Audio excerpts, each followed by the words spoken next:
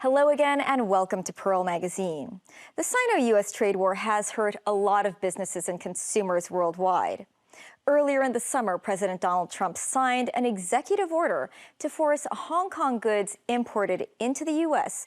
to remove the Made in Hong Kong label and replace it with Made in China. Hong Kong producers have lost many duty exemptions, but are sticking by the Hong Kong-made label they've built for years.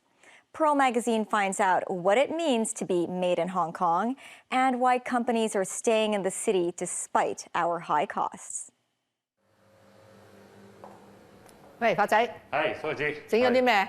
哦，今日整咗幾個試食啦，嗱，一個蟲草花雞絲卷，一個金桔滿糖醬蝦多士咯。On this day, Patsy Chung is trying out some of her brand's latest sauce creations with her chef at their plant in Tuen Mun. As the director of her condiment and sauce company, Patsy says pairing different dishes with her sauces is part of her regular routine at work. By tasting the food, we'll know whether this is suitable for the sauces we made. New inspiration will come in. The chef can get feedback immediately, and I enjoy the process. And my staff enjoy the process too. Here in Hong Kong, I can do a lot of experiment and also tasting and also brainstorming with all the staff here. If I've got my factory in China, logistically, it won't be that efficient. The brand was founded in 2009, and the XO sauce is their flagship product. XO sauce is considered a premium spicy seafood sauce. The condiment is appreciated for its ingredients such as dried scallop, dried shrimp, and chili. It is believed to have originated from Hong Kong. This is the photos we took many years ago, I think in the late 60s. And that was my mom in her younger time. Their XO sauce recipe is in fact her late mother's, who was also the founder of the brand. Entrepreneurship runs in the blood of Patsy's family. Her mother was a successful industrialist, but in an entirely different industry. My mother started her printing factory in the 60s, early 60s. And then she witnessed the prosperity of the Hong Kong industry in those days. It was a very vibrant industry. And a lot of people got employment in factories. And actually, each company are fighting for workers. And it was a very prosperous sign in those days. Hong Kong saw its heyday of manufacturing in the 1960s and 1970s. Factories started to leave for the mainland in the 80s as China began opening up. Operators could not ignore the much lower production costs. The family's printing business was no exception. They had to move as their clients moved into the mainland, despite her mother's wish to stay in Hong Kong. We sold our printing business eventually, and my mother decided she wanted to stay in the manufacturing in Hong Kong. And since she made the XO sauce, and she has been enjoying giving the sauce away to friends and to relatives, and she decided to expand in this business after she sold her printing factories. Running the condiment business for the past decade has not been easy, but Patsy believes she is carrying on her mother's legacy. Patsy is very hands-on. Whenever she is done with her desk work, she helps out with the packaging. We are very proud of the fact that our products are manufactured in Hong Kong. So in 2014, we applied for this label. And we find this label is good to identify ourselves as a truly locally produced product. Patsy says her mother was well aware of the cheaper production costs in mainland China, but her mother made a conscious decision to start their sauce factory in Hong Kong. Well, Hong Kong is tenfold more expensive than in China. But she decided that the safety issue is more important than the the amount of money involved in setting up the factories. By having her products made in Hong Kong, her customers would feel confident because the products are strictly monitored by the government with tough rules and regulations. For her, this ensures food safety is up to standard. Made in Hong Kong has already become an assurance label, a label that it is good quality and also it is good manufacturing and it is of good standard. A commitment to manufacture in Hong Kong comes with its difficulties, manpower being one of them. While similar businesses may have opted for production automation, Patsy's plant has remained largely manual. Actually, we got a filling machine for sauces. But for XO sauce, it's difficult to use the machine because the ingredients are so substantial. So very often, it blocks up the tube that connected the machine to the bottle.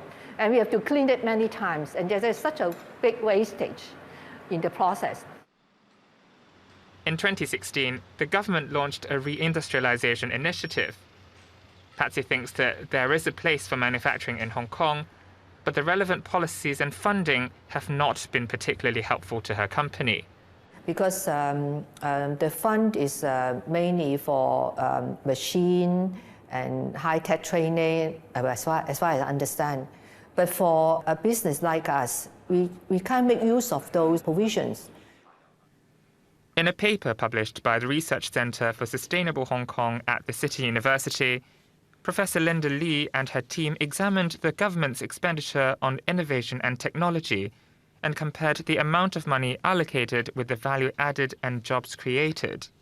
We find that there is a mismatch in the sense that those industries that employ more and have account for a large percentage of added value to the economy, they secure relatively fewer, smaller percentage of the funding from the government.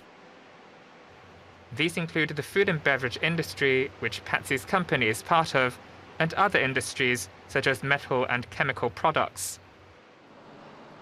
In recent years, Kowloon Bay has changed from an industrial base to a commercial area.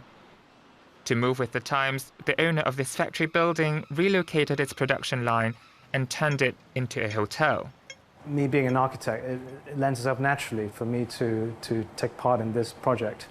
And slowly I became more twined in the family business.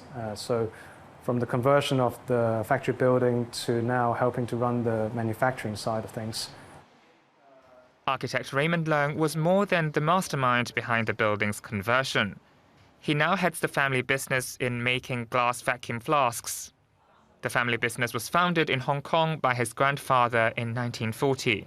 When I was a child, I used to visit the factory, but really it was just about seeing the place and have a very rough understanding of the process.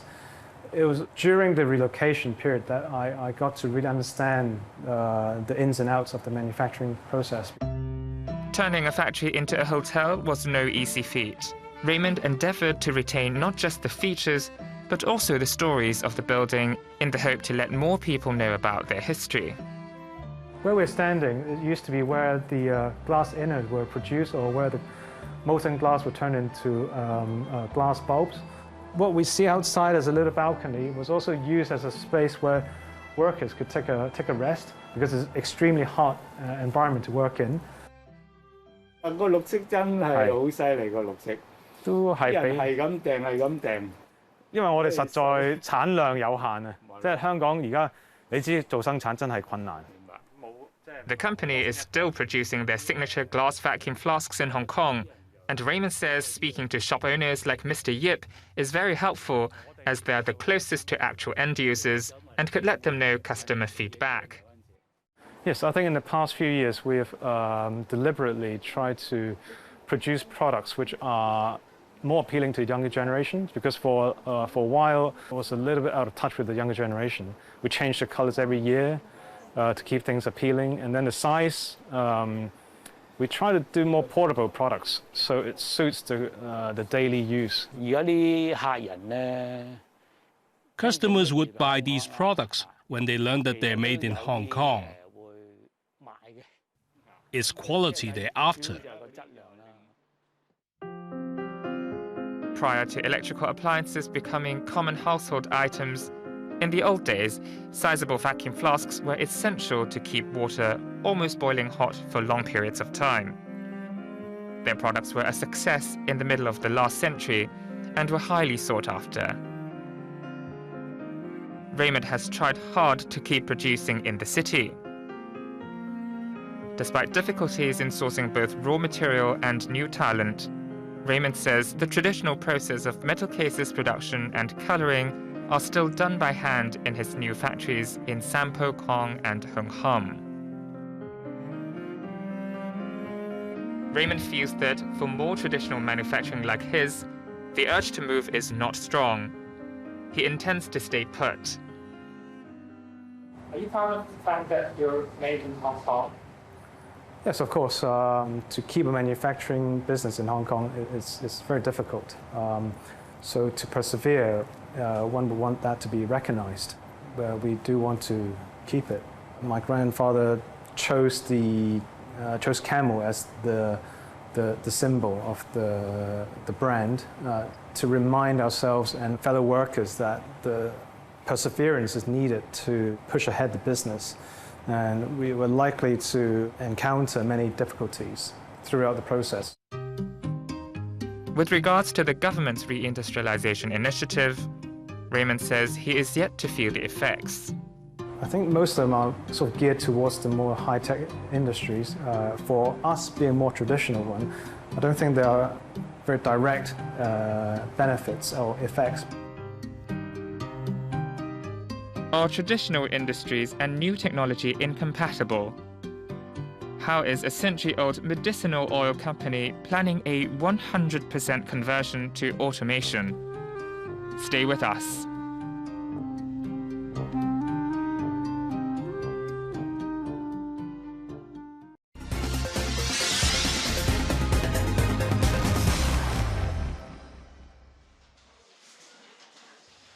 These bottles of medicinal oils are entering the automated packaging line. They are then wrapped with the instructional insert, then folded at the bottom and dropped into the individual metal tins. This packaging line is the factory's latest addition to the production process, replacing the old one that was done manually. The main reason why we would like to make automatic machine to do this process is because in the past we need like 10 to 12 workers to do this packaging process. And so it's quite difficult to find new workers to replace the old ones, since most of our workers are old and they are almost to retirement age. Jimmy Kwok is the fourth generation of his family business making Chinese medicinal oil. It was founded in 1907. The ointment, which is for external use, is commonly used as a remedy for dizziness and abdominal pain. Jimmy says the automated packaging line was difficult to source. His team looked all over Southeast Asia, Taiwan, Japan and Europe, but to no avail. Because our packaging process is very unique, and we will need a tailor-made machine to do this process. This has been our packaging for probably since the beginning. So we would, How many years was that? 100 years. We would really like to maintain the packaging. The design of this automated production line is a joint effort between Jimmy's company and the Hong Kong Productivity Council. Finding a solution to imitate the manual packaging process was not easy. From end to end, this is a R&D. The critical part is the instructing and also floating. That part is the most critical. For the other is the monitoring and then controlling. Make sure all the products is properly wrapped and make sure the tin and cans have labels. The handling of the paper instructions was the most difficult to devise. The piece of paper had to be rolled as it has been for the last century. They also had to make sure it wasn't torn to pieces. It took them 3 years to automate the century-old packaging system. During those 3 years, they had to solve other constraints, such as the limited space in the factory and the number of operators. The production speed and quality are now more consistent.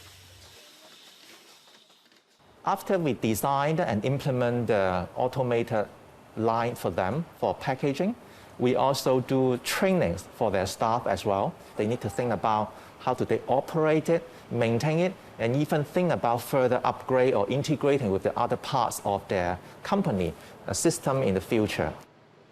The automation cost $2.5 million to complete. $1 million of that was subsidized by the government's Research and Development Cash Rebate Scheme. You could be a traditional industry, but you could be using a very high-tech way of producing. We think about how we can help the company to make use of more advanced technology. The company started moving towards automation and technology-based production in the late 1990s here in their Wong Chuk Hang base. As the automation continued, the company obtained its Good Manufacturing Practice Certification, or GMP, in Hong Kong and Australia. It's a system to show the company's products meet quality standards. Applying these standards helped Jimmy and the staff achieve consistency in their products. These are the herbal extraction vessels in which we will put herbal medicines into the vessel, and then it will be heated by oil and for 3 days. And after the 3 days process, it will become the intermediate product. This intermediate product will then be transferred to these sedimentary pots, where the oil will sit for 10 days before going to the bottling stage. The company bought this set of machines for oil filling from Italy in 2005 to produce their flagship product. Now with the machine, we can produce like 3,000 bottles of whole summer oil in 1 hour. We will need a lot of manual labor to do the same speed of production, so it is quite a big improvement.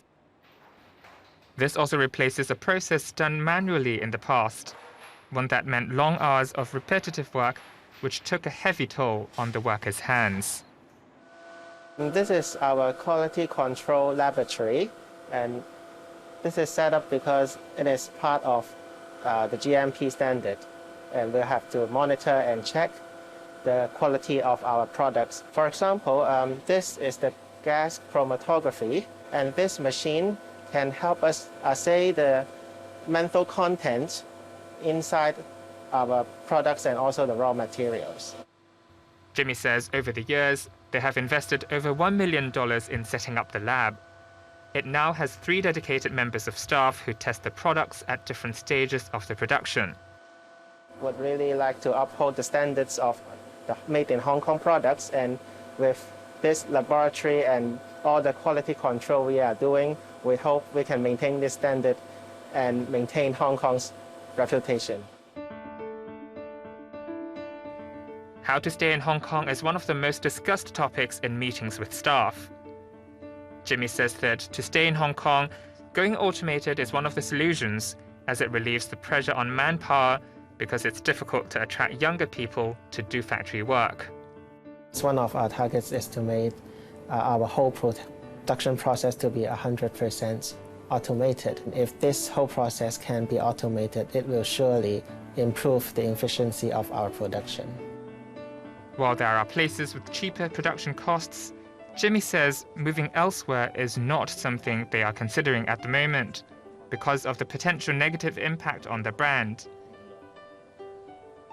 People know our products are being made in Hong Kong for more than a century. If we suddenly change it to something else, it will be impactful to our identity and brand. It will lose the attractiveness of our product.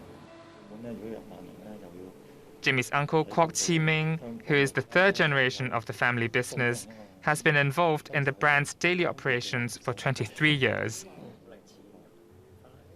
The veteran says that staying in Hong Kong has its own challenges. The biggest issue is the factory building, the land thing here.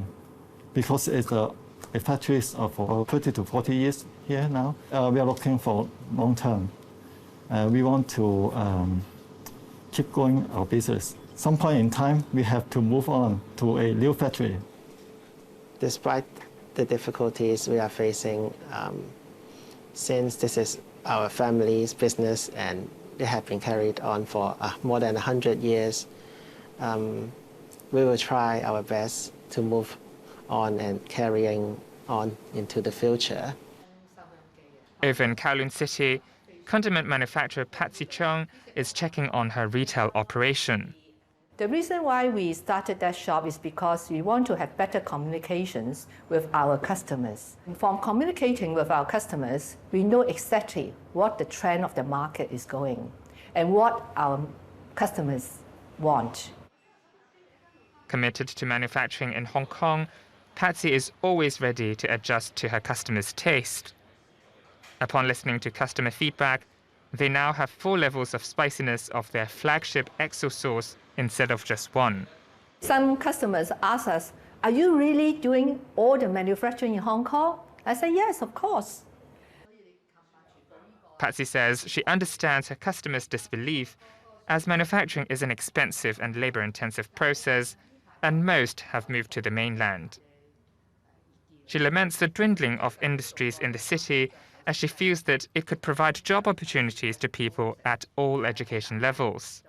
There are people that's very, very well educated, but there are people that they have their interest in other fields. They want to do things with their hands. And in Hong Kong, I'm afraid there's not that many job opportunity for them. This is best exemplified in Patsy's company, where some of her staff has been with her for nearly 2 decades, from the family's printing business till now. And one of the traditions she particularly enjoys is sharing a meal with her staff.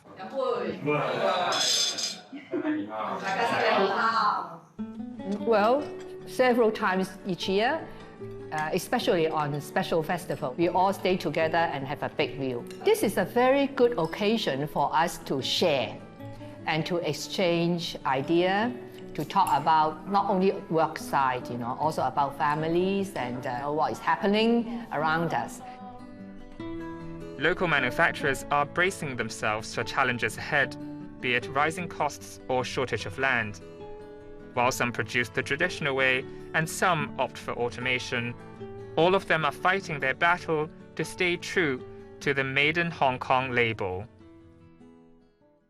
That's our show this week. Next week, we find out how foreigners growing up locally are struggling to learn their native language. Also, how asylum seekers deal with mental stress while being stuck in limbo with no place to call home.